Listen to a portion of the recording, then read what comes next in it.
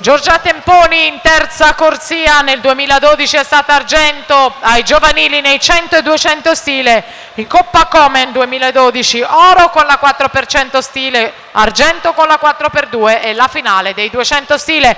Nomino Giorgia Temponi anche perché è la detentrice del primato della manifestazione 204.55 nuotato nel 2012.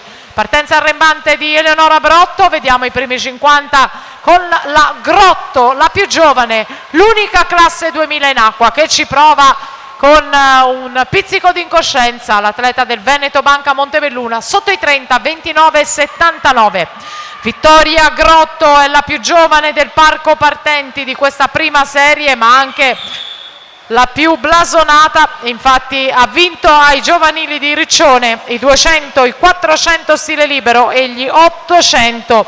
Ha indossato i colori degli azzurrini in occasione del Memorial Morena di Genova nel luglio scorso.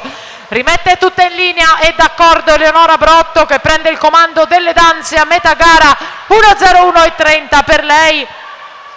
Grotto seconda 1:01,98, poi la Temponi 1:02,00.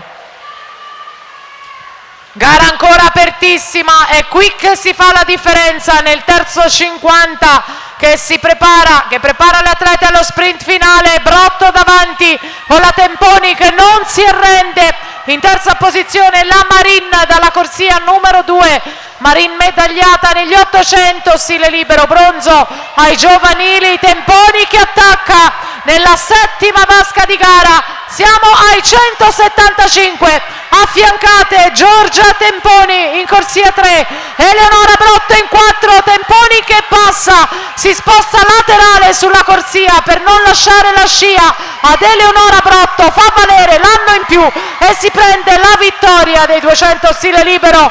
Rimane a lei il vecchio primato 2:04,55, oggi basta alla vittoria il 2:04,78 davanti ad Eleonora Brotto 2:04.